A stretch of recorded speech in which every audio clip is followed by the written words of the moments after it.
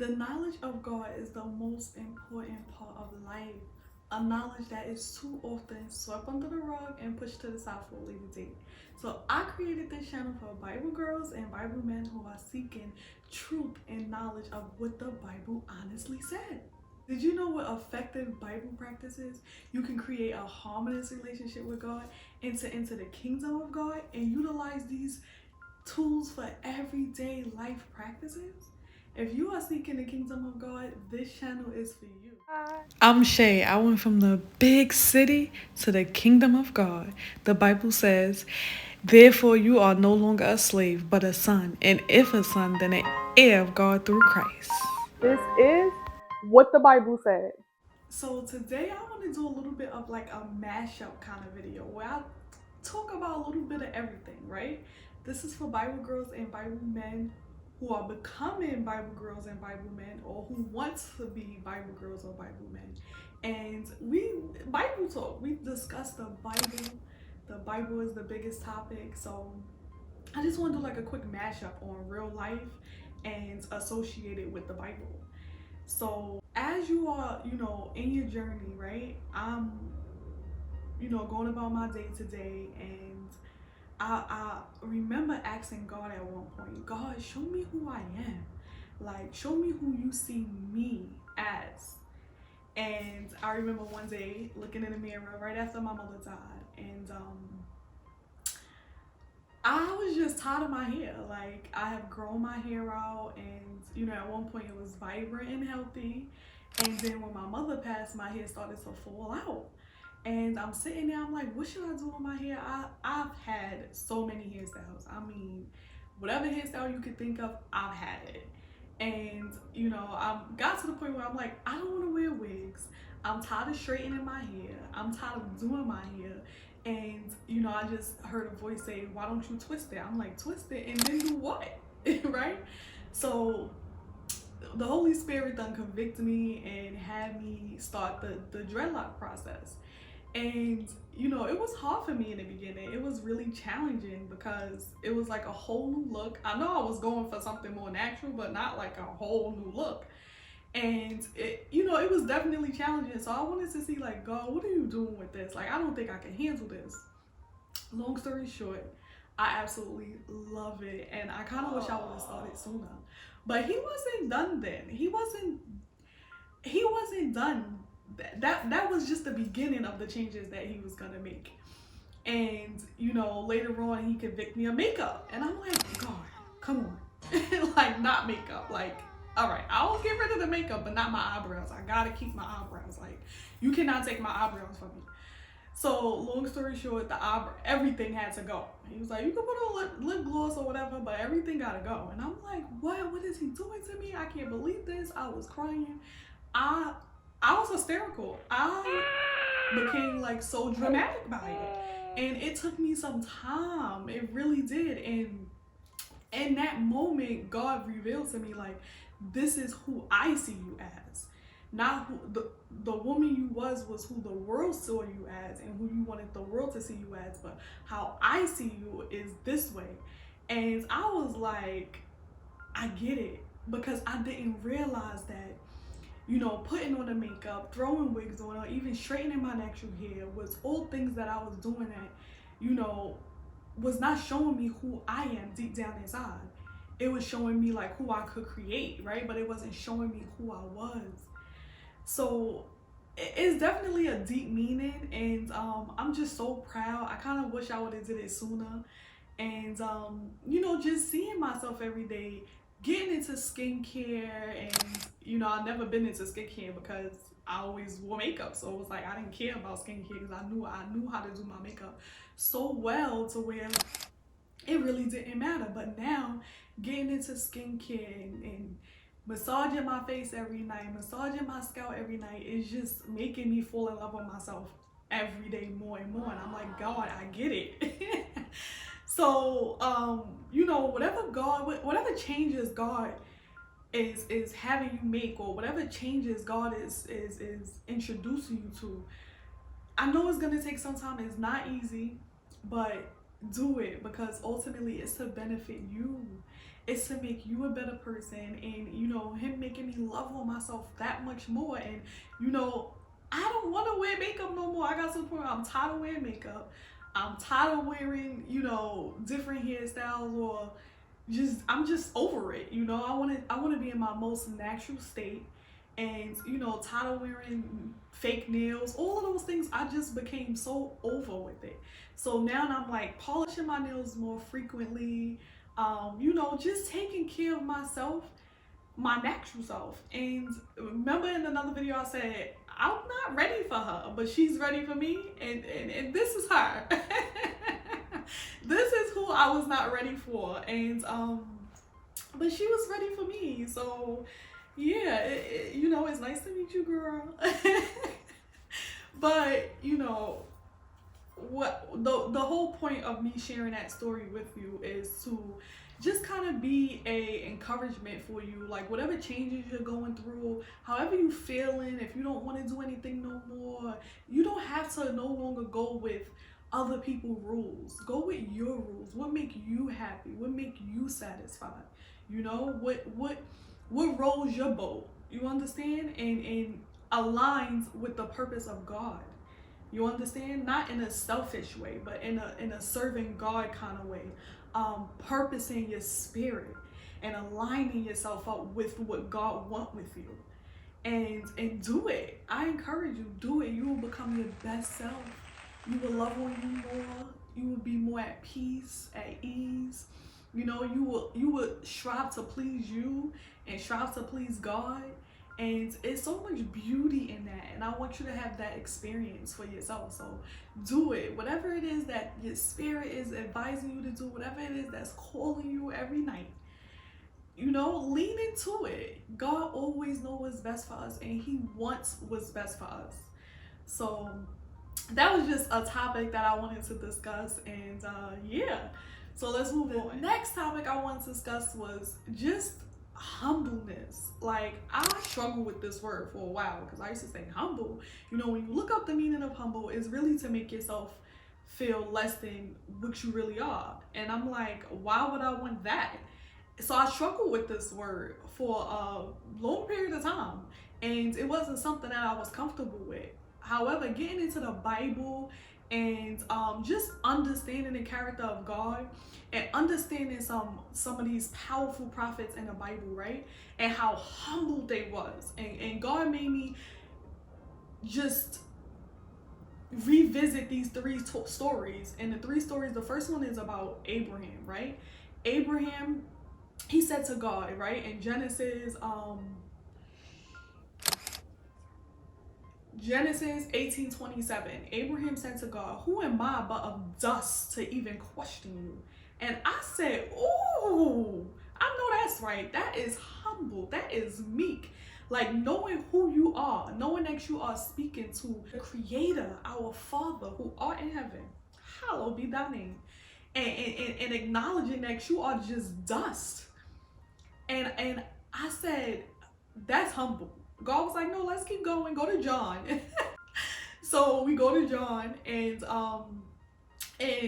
in the book of John, Jesus washed Peter's feet. And Peter was like, what are you doing? Like, what? You washing my feet? Are you washing my feet, Lord? And he was like, you don't understand. Like, Jesus was explaining to him, like, oh, you don't understand. And I was like, oh my God, humble. Like, you got Jesus washing Peter's feet. And I said, if that's not the epitome of humbleness, I don't know what it is. And then God said, no, I'm not finished with you. Let's keep going. We got another story. Now, in John verse 127, it talked about, you know, when Jesus was coming, and John said, like, and mind you, John is like the highest priest at this point. Jesus didn't get to the world yet. It's John. John is like that guy. Like, John is the highest of the highest. He is top royalty, right? Everyone is loving him, fanning over him. Like, he is the highest prophet at this point. Like, he is who it is, right? And John is telling his disciples, like, the person who's coming to baptize y'all with the Holy Spirit, because I'm baptizing y'all with water, but the one coming to baptize y'all with the Holy Spirit, I'm not even worthy to strap his sandals. And I said, ooh. And as God was showing me these different scriptures, he was showing me what real humbleness is, what real meekness is. And I said, oh wow, this is powerful. You understand? Powerful to know that humbleness is not just to make yourself feel less than what you are. Humbleness is to know that you are no greater than no one else, right? And that we are all equal. In the end, we are all equal. We are all made of dust, and we are all made in the image of God. And God wants us to love each other. God wants us to protect each other. And if that means bowing down to protect another person, that's what God wants for us. And God was just showing me and revealing to me, more. And the whole moral of that was just, really understanding the true meaning of humbleness and meekness.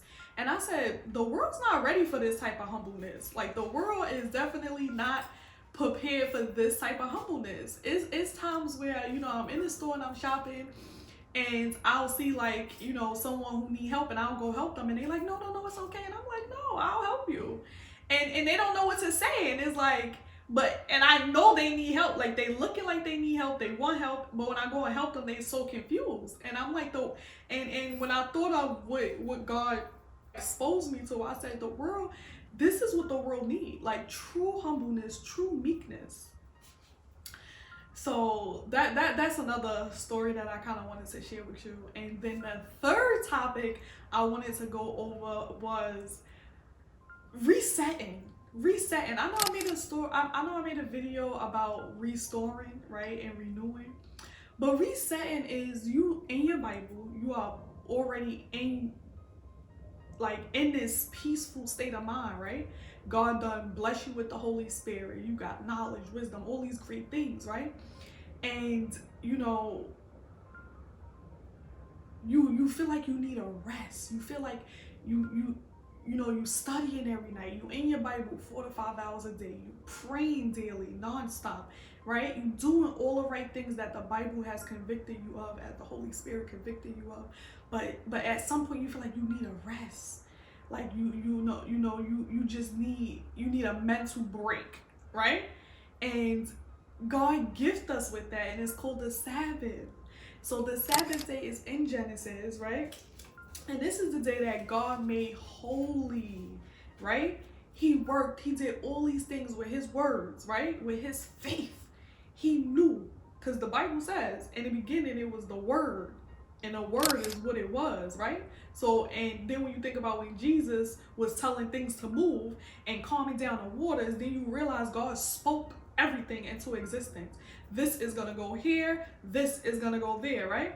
So after he spoke everything to existence, on a seventh day, he said this is going to be the rest day, because this is the day that needs to be sacred. I want all kind of work to cease. So now what is the Sabbath? The Sabbath is a day of rest.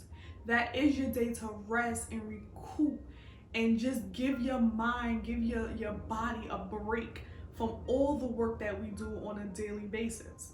Now, I do my Sabbath on I start at 5 o'clock on Friday when the sun goes down, and I end it Saturday when the sun goes down, so 5 o'clock.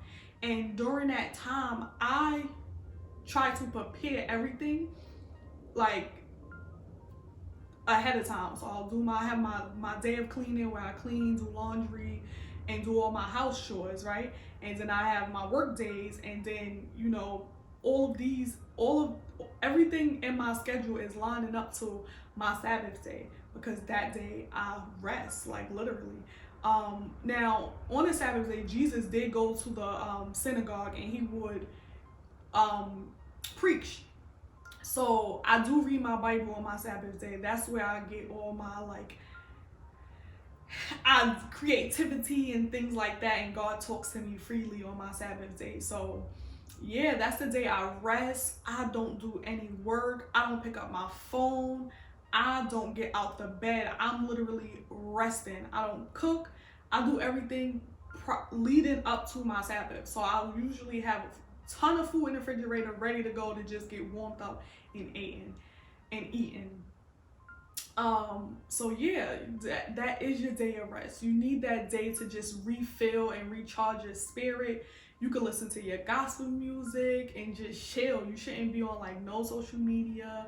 You shouldn't really be doing anything, like rest, like completely rest. And how I know this is a fact is one day somebody asked me to do something for them, and I'm walking down the stairs going to do it for them, and I fell down I fell down the stairs. I don't fall. I'm not a clumsy person.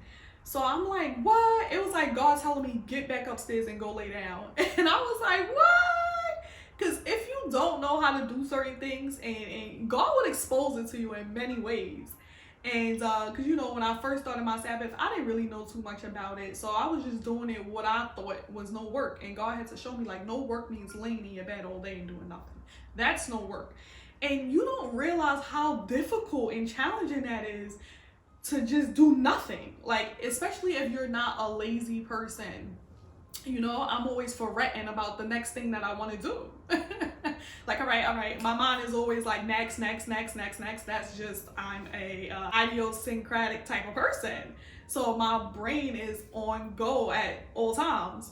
So it was really difficult and challenging in the beginning, because I'm like, God, you mean, you know, the negotiation. I'm like, God, so when you say no work, I can't do such and such. He's like, no. I'm like, but you know, God, what about, I'm always in my head trying to negotiate in the past, and God just exposed to me so many times, like, that is your rest day, rest.